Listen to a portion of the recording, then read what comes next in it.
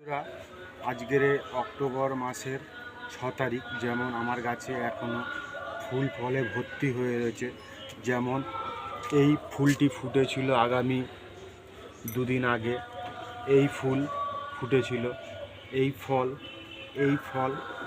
এই দেখুন একটা ডালে 4টে ফল।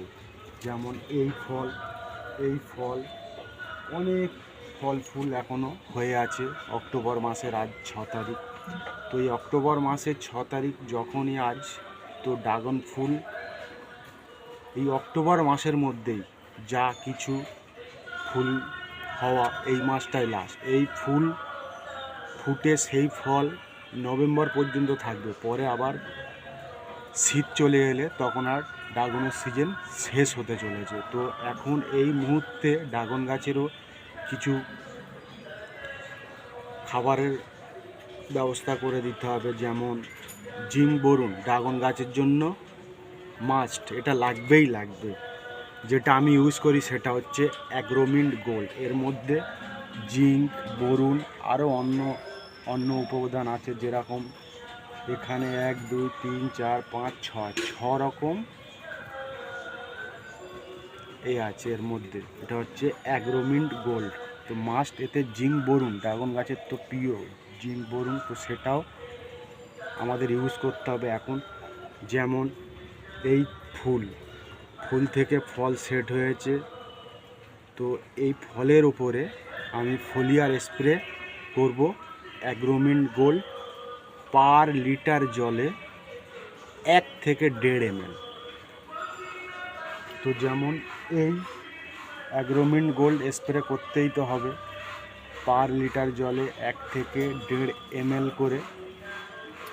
তারপরে কি করতে হবে, যাদের গাছে শুধুমাত্র এই রকম ফল সেট হয়ে আছে, ফুল কোনো নেই, আমার যেরকম এই ছোট্ট ফুলের কুঁড়ি দেখা দিয়েছে, তো যাদের গাছে এরকম ফল হয়ে আছে, এরকম ছোট্ট ফুল হয়ে আছে, তারা অ্যাগ্রোমিন্ট গোল্ড স্প্রে করতে পারেন পার লিটার জলে 1 থেকে 1.5 ml।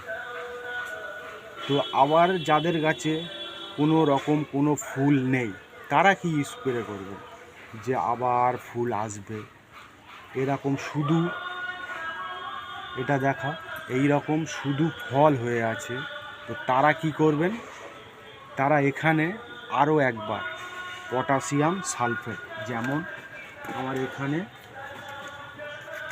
এই একটা বোতলের মধ্যে রাখা রয়েছে 0050 পটাশিয়াম সালফেট। যাদের গাছে শুধুমাত্র এরকম ফল হয়ে আছে, কোনো ফুল নেই, তারা ইউজ করবেন এই পটাশিয়াম সালফেট পার লিটার জলে 4 থেকে 5 গ্রাম করে পটাশিয়াম সালফেট। যাদের কাছে পটাশিয়াম সালফেট নেই, তারা লাল পটাশও ইউজ করতে পারেন, সেম 4 থেকে 5 গ্রাম। তো একটা ইউজ করতে হবে যে 0050। আপনারা কিন্তু গাছে ফোলিয়ার স্প্রে করতে পারেন, কিন্তু লাল পটাশ ফোলিয়ারভাবে স্প্রে করা যাবে না, তাহলে গাছ কিন্তু জ্বলে যাবে। তো লাল পটাশ যাদের কাছে থাকবে, তারা 4 থেকে 5 গ্রাম পার লিটার জলে গুলে গাছের টবের মাটিতে দেবেন। যাদের কাছে 0050 থাকবে, তারাও 4 থেকে 5 গ্রাম, চাইলে এটা স্প্রেও করা যায়, টবের মাটিতেও দেওয়া যায়। তো যদি এটা স্প্রে করেন, কোনো প্রকারে রোদ্দুর না হয়ে থাকে, যে রোদ হয়ে রয়েছে, আপনি স্প্রে করে দেবেন, তাতে কিন্তু গাছ ক্ষতি হতে পারে। যখন পটাশিয়াম সালফেট 0050 স্প্রে করবেন, এক বিকেল সন্ধ্যের দিকে করবেন, আর এক হচ্ছে 5টা 6টার দিকে রোদ্দুর ওঠার আগে, তখন স্প্রে করবেন। তো এই 0050 স্প্রে করবেন যাদের গাছে শুধু এরকম ফল সেট হয়ে আছে। আবার দেখুন এইরকম ছোট্ট ফুলের কুঁড়ি দেখা দিয়েছে, তো তারা 0050 কিন্তু স্প্রে করবেন না, তাহলে এই ফুল নষ্ট হয়ে যাবে। শুধুমাত্র এই রকম ফল সেট হয়ে আছে তারা এই 0050 স্প্রে করবেন। আবার গাছে ঝাঁকে ঝাঁকে ফুল চলে আসবে, ফুল যেই চলে আসবে তখন 0050 স্প্রে করা বন্ধ করে দেবেন।